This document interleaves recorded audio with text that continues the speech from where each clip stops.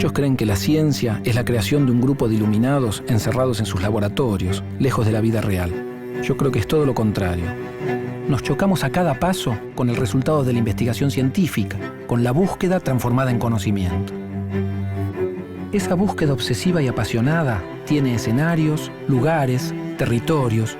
Me propongo demostrar que la ciencia argentina es una fuente inagotable de oportunidades, pero por sobre todo, me propongo demostrar que nuestro país es territorio de ciencia.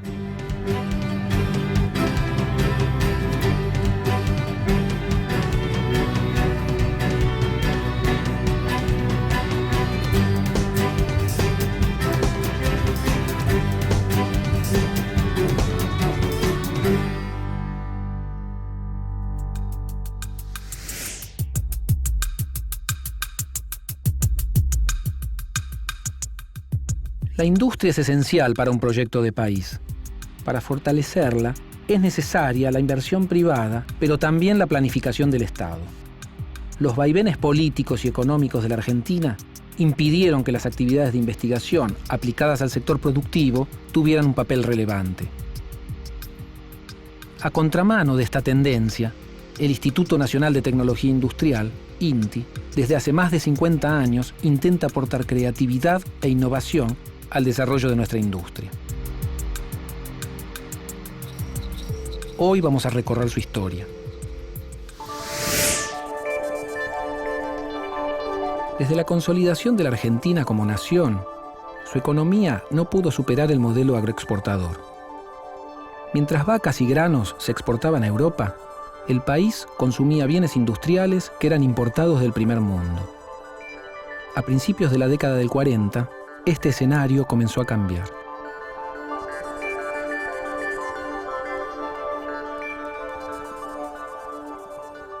Durante la Segunda Guerra Mundial, la Argentina no pudo importar nada. Nada es estrictamente así. No se podía importar. Y había una enorme demanda de bienes industriales, producto de una sociedad rica acostumbrada a importar todo. Entonces había, desde el lado de la demanda, una exigencia de productos industriales que una cantidad de empresarios trató de resolver produciéndolos. Claro, faltaba maquinaria, faltaba tecnología, había pocos ingenieros. Entonces lo que uno nota es la aparición de una enorme cantidad de empresas cubriendo necesidades sociales y al mismo tiempo trabajando en condiciones enormemente precarias.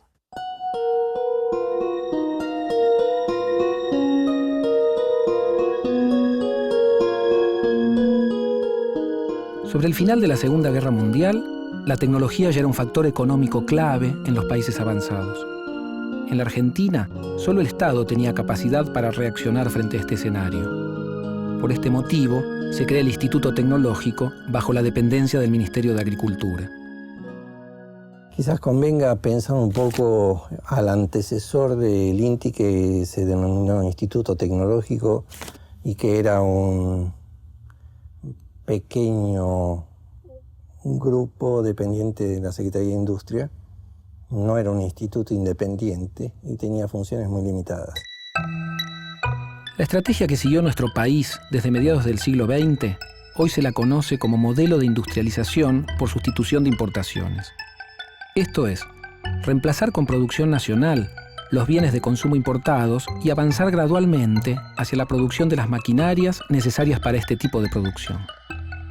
En esos años, la industria sintetizaba las esperanzas de modernización de los países en desarrollo. Cuando terminó la guerra, la Argentina descubrió que podía importar. Hubo una avalancha de importaciones textiles y de otras. Hubo el error de que en lugar de traer máquinas, trajimos de vuelta textiles. Algunos creían que las telas inglesas tenían una calidad especial porque se hacían con agua del Támesis y que el agua del Río de la Plata nunca iba a permitir hacer esas telas. Esto era el tipo de concepción de la sociedad de esa época, que duró mucho tiempo después. Esto paralizó un poco la actividad industrial, pero muy rápido la Argentina se quedó de vuelta sin divisas. Las exportaciones no alcanzaban para importar lo que necesitaba, no había crédito internacional. Entonces la industria, más que crecer, vivía angustiada por la falta de insumos, por la falta de maquinaria, por las dificultades para expandir la producción. Y esto fue así hasta el 55. En diciembre de 1957 se creó el INTI. Este instituto público fue una apuesta política que buscó modernizar la industria. Su objetivo explícito era el de investigar, desarrollar tecnología y dar apoyo técnico al sector productivo. En esa época, 57, 58, cuando empieza a funcionar verdaderamente, es la época de crecimiento de la industria automotriz. Pleno desarrollismo de la época de Frondizi, plena ebullición de la época gloriosa de la Universidad Argentina, quizás la mejor época que tuvo. Entonces, ¿quiénes son las personas que comenzaron a trabajar en el INTI?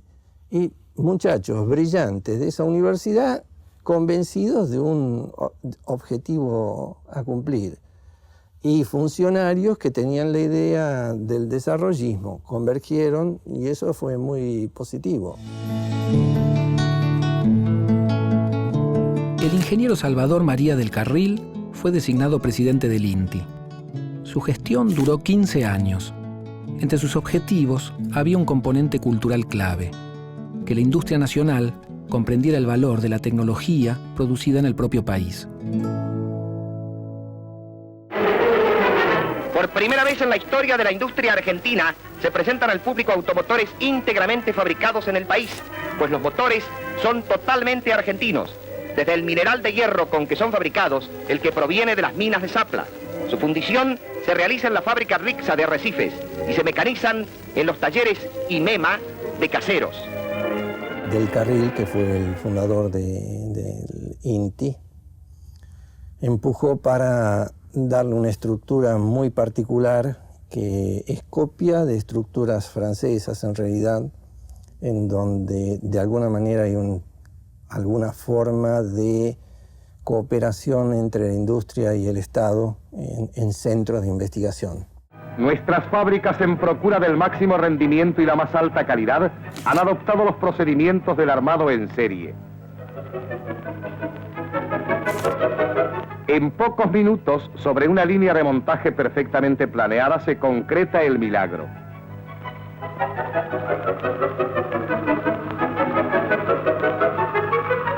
Centenares de unidades salen así de las plantas industriales criollas para incorporarse a la realidad creciente de nuestro progreso. La técnica al servicio del hogar ofrece verdaderos dechados de practicidad y buen gusto. Las amas de casa se liberan de la vieja servidumbre gracias a estas modernas conquistas. Las cocinas impecables están ya listas para llevar su mensaje de progreso y de confort a los más lejanos rincones del país. Se pensó en establecer la fortaleza de la institución en asociaciones temporarias o permanentes con la industria nacional o extranjera para complementar los conocimientos de la industria existente y fortalecer con eso lo que se entendía como una estructura productiva que no estaba modernizada, que estaba demasiado cerrada sobre el país y que por lo tanto debía adaptarse a los nuevos vientos de grandes inversiones de corporaciones extranjeras en la Argentina. A Del Carril y a otra gente que estaba con él se le ocurrió esta idea de tener centros de investigación y desarrollo que son entidades mixtas pertenecientes al INTI, pero con consejo directivo y aporte de industriales.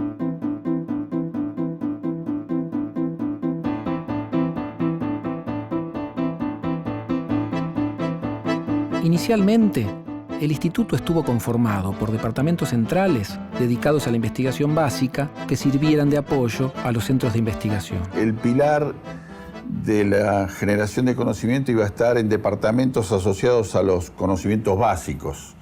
Por eso se pensó, y así fue como se comenzó, con un departamento de mecánica, uno de termodinámica, uno de física, de química, de construcciones, vale decir, conocimientos que están en la infraestructura del conocimiento general. Y eso tenía una vinculación horizontal muy fuerte con el sistema universitario. La relación entre el INTI y la industria no fue sencilla. Las primeras tensiones y desacuerdos aparecieron al poco tiempo de su creación. Comenzó a hacer investigación industrial sin tener una relación directa con la industria y sin reflejar una demanda concreta de la industria. Objetivamente, la industria necesitaba tecnología, subjetivamente no la pedía. Y entonces empiezan a aparecer estas cosas de compartimentos estancos, de que el INTI era capaz de imaginar programas de desarrollo técnico sin contactar a la industria. Para asegurar la autonomía financiera del INTI, se implementó un mecanismo de financiamiento basado en la retención del 0,25% sobre todos los créditos bancarios adjudicados a empresas industriales. Sin embargo, este mecanismo sería desvirtuado en numerosas ocasiones. Lo primero que se hizo fue asignarle una alícuota de los créditos que otorgaba el Banco Industrial, con lo cual el INTI disponía de recursos importantes. El sector privado lo que tenía que hacer era poner el complemento, cosa que nunca sucedió. El país contaba con una industria nacional débil, sostenida por empresarios ignorantes de la importancia de apoyar la innovación tecnológica local. Ante esta situación, el INTI se orientó a dar apoyo tecnológico a las grandes obras en manos del Estado. En los primeros 15 años de la institución, el organismo fue llamado a ser asesor en casi cualquier gran emprendimiento productivo donde intervino el Estado. Toda la política nuclear tuvo en el INTI el asesor en materia de estructura por antonomasia. Todo emprendimiento que tuvo que ver con lo aeronáutico, con lo ferroviario o similar, todo aquello que estuvo en manos del Estado y que necesitó rigor cuando hubo que hacer alguna ampliación o trabajo sistemático sobre la base tecnológica, tuvo al INTI como protagonista.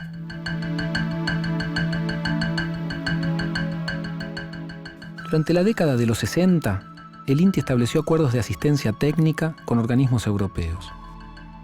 Un caso paradigmático fue el de Alemania. Este país aportó equipamiento de punta e implementó actividades de capacitación para científicos argentinos. A pesar de estas iniciativas, industrias modernas como la electrónica no lograron conectarse con el INTI. En los años 60, cuando el INTI empieza a operar, tenía un dinamismo muy particular. La economía se había abierto un poco, llegaron inversiones extranjeras muy fuertes que modificaron la estructura industrial argentina, hubo posibilidad de importar alguna maquinaria porque hubo cierto crédito, aparecieron algunos empresarios muy dinámicos. A comienzos de los 70, hubo un aumento en la participación empresarial y un crecimiento importante en el apoyo que el INTI pudo dar a las pequeñas y medianas empresas. En este sentido, fue muy importante la acción de grupos de trabajo como el de electroquímica aplicada. A mi juicio es uno de los grupos que tuvieron mayor capacidad de visualizar lo que sucedía en Argentina y mayor capacidad de acción porque tenían una posición sociopolítica interesante, pero además porque tenían una capacitación profesional de primera línea.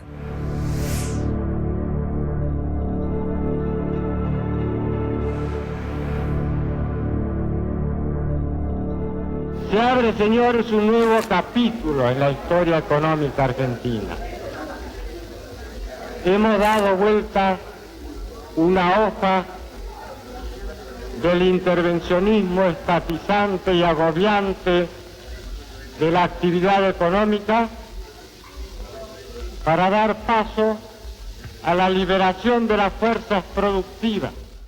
La política económica de la dictadura militar, que arrebató el poder en 1976, tuvo como objetivo la destrucción del aparato productivo nacional. Por eso, el INTI fue blanco de duros ataques. Antes la competencia era insuficiente.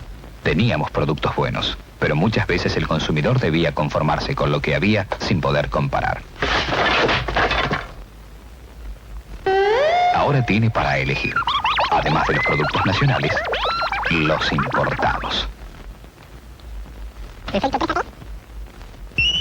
Esta competencia fortalece a la industria nacional. Pero cuidado, los productos importados pueden ser buenos, regulares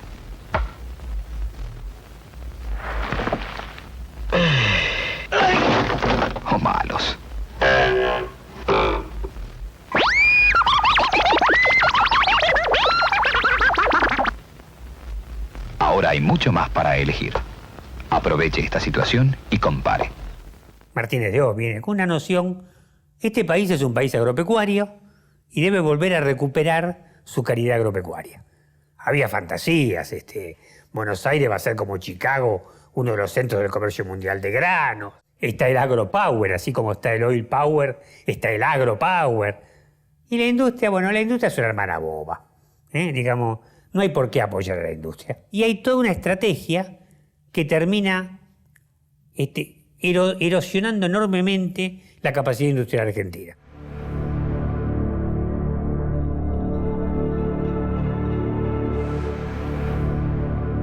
Desaparecieron 2 profesionales del INTI, se sufrió la persecución y expulsión sistemática, se echó a decenas de personas por cualquier razón y se ordenó burocráticamente a la institución alrededor de la prestación de servicios de ensayos, que era lo que se suponía que el INTI brindaba cuando llegó la democracia de nuevo en el año 83. Coloca en estos momentos el general Viñone la banda presidencial y ya es recibida por el doctor Raúl Ricardo Alfonsín. Hace lo mismo ahora con el bastón de mando. Con el retorno a la democracia en diciembre de 1983, fue creada la Secretaría de Ciencia y Técnica.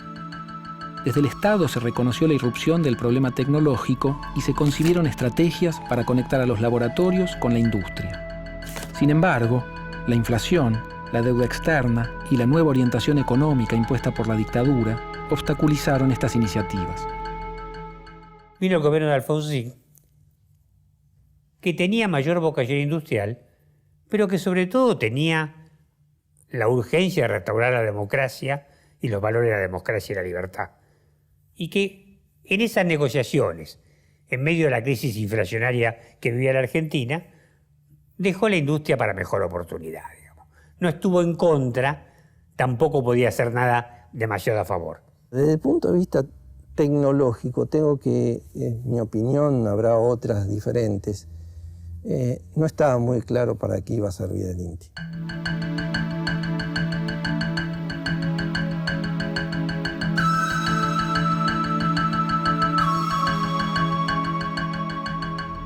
En los 80 era, bueno, toda la parte de microcontroladores, las computadoras. Un industrial tiene que medir algo y quiere automatizar, pero no sabe cómo automatizar económicamente.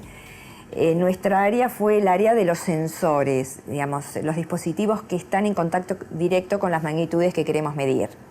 Una física, una química. Entonces dijimos, bueno, ¿cómo automatizo un proceso?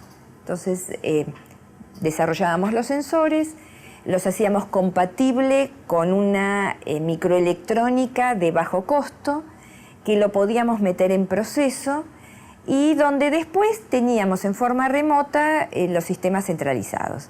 Bueno, esto era muy nuevo en los 80 y eso era tecnología. Había investigación, desarrollo aplicado para terminar en producto.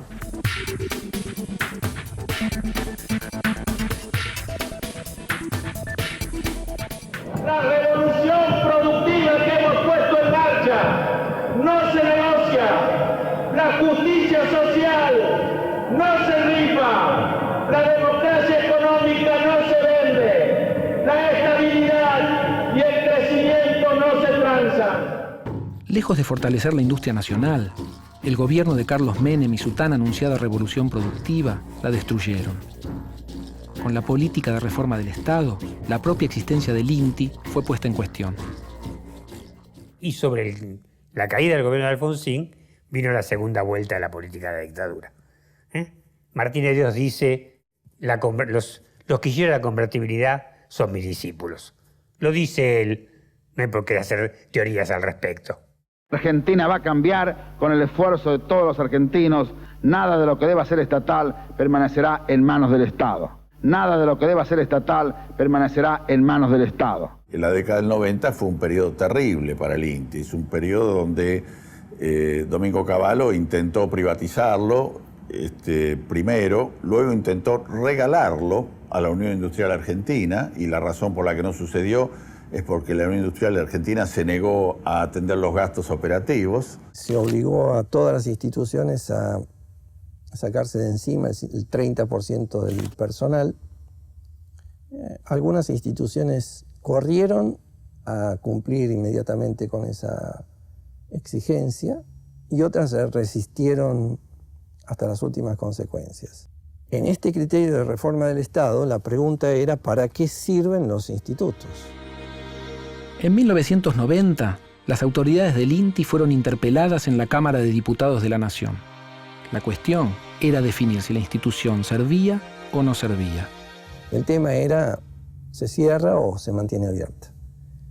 A última hora pararon un rato y vino el presidente de la Comisión de Ciencia y Técnica y nos dijo, bueno muchachos, váyanse tranquilos, el INTI está en terapia intensiva. Tienen 48 a 72 horas para saber si el paciente se muere o no. Nosotros le avisamos. El paciente vivió. Aquí estamos.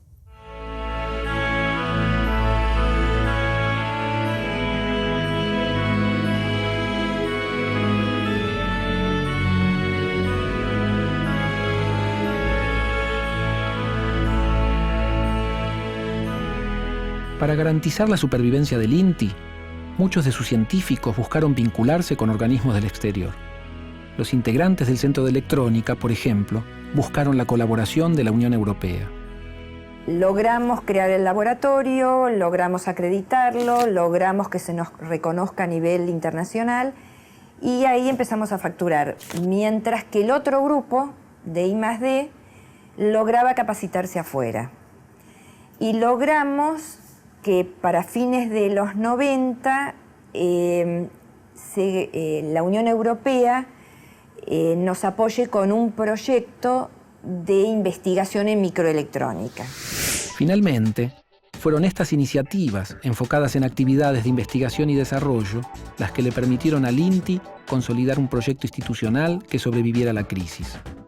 I+D no se hace un día para el otro, que tenés que fortalecer, consolidar y crear recursos humanos, que en los 90 se desintegró y quedamos un núcleo muy pequeño, pero ese grupo se consolidó afuera, trajimos esa formación y nos permitió en el 2001 salir adelante, que es lo que estamos haciendo ahora.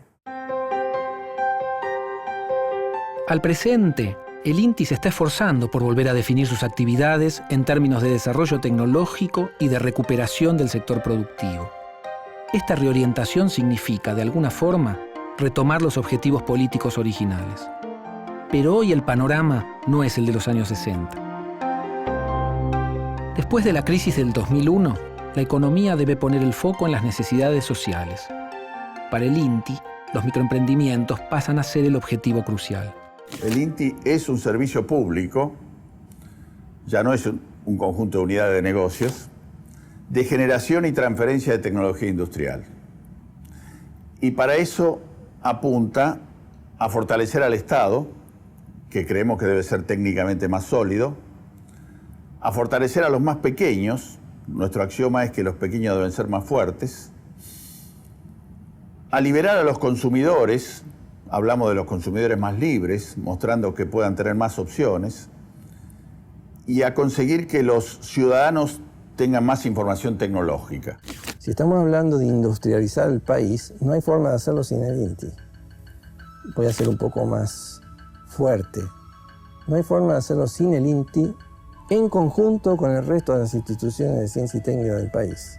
El INTI no tiene capacidad para hacerlo. El INTI puede ser un buen ejecutor de parte de estas políticas, pero necesariamente lo que a mí me parece que puede hacer es como articulador de la relación entre la industria y el resto de ciencia y técnica, en particular las universidades. Me parece que ese es el desafío enorme, articular sobre estos tres ejes, pero articular la relación para ayudar a construir una Argentina más industrial y más justa. Durante medio siglo, el INTI fue víctima de las mismas contradicciones que sufrió el país de la mano de sus gobiernos. Acompañó el modelo agroexportador, protagonizó la etapa desarrollista, se achicó en momentos de recesión y casi desapareció cuando la reforma del Estado pareció condenarlo al cierre. Hoy el desafío de la institución es acorde al de la Argentina: acompañar un proyecto industrial de base sólida que tenga proyección hacia el futuro.